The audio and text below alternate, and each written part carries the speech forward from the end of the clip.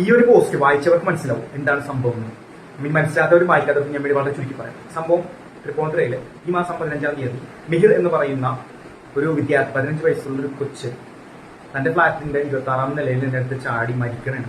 അപ്പൊ അതിന്റെ സത്യം അന്വേഷിച്ച് തന്റെ മാതാപിതാക്കൾ പോയപ്പോൾ മിഹിറിന്റെ മാതാപിതാക്കൾ പോയപ്പോൾ ഞെട്ടിക്കുന്ന സത്യങ്ങളെ പുറത്തുനിന്ന് ആ വിദ്യാർത്ഥി തന്റെ സ്കൂളിൽ നിന്നും തന്റെ സഹപാഠികളിൽ നിന്ന് മറ്റാരെങ്കിലും നിന്നും ആവാം ഒരുപാട് തരത്തിലുള്ള പീഡനങ്ങളും ബുള്ളിങ്ങും റാഗിങ്ങും നേരിട്ടു. ആ ഒരു വിഷമത്തിൽ മഴന്തുന്നാണ് വിദ്യാർത്ഥി ആത്മഹത്യ ചെയ്തത്, അല്ലെങ്കിൽ ചാടി മരിച്ചത് എന്ന് വ്യക്തമായി ആ കൊച്ചിന്റെ അമ്മ തന്നെ വെളിപ്പെടുത്തിയിട്ടുണ്ട്.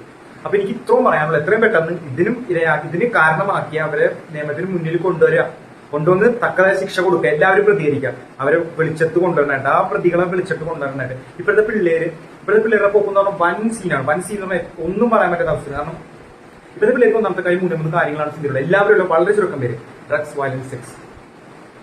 ഇപ്പൊ തന്നെ കണ്ടില്ല, ഒരു കൊച്ചിന്റെ ജീവിതം ഇല്ലാണ്ടാക്കി തന്റെ മാതാപിതാക്കളുടെ സന്തോഷവും കുടുംബവും നശിപ്പിച്ചിട്ട് എന്ത് നേടണം?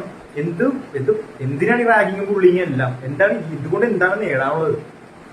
എനിക്ക് പറയാനുള്ളത്, പിള്ളേര് വരും തലമുറ ഇപ്പോഴത്തെ തലമുറനെ വാർത്തെടുക്കണമെങ്കിൽ നമ്മ നല്ല രീതിക്ക് ചിന്തിച്ച് പ്രവർത്തിക്കണം. അല്ലെങ്കിൽ ഒന്നും നടക്കാൻ പോകണം, ഉറപ്പാണ്.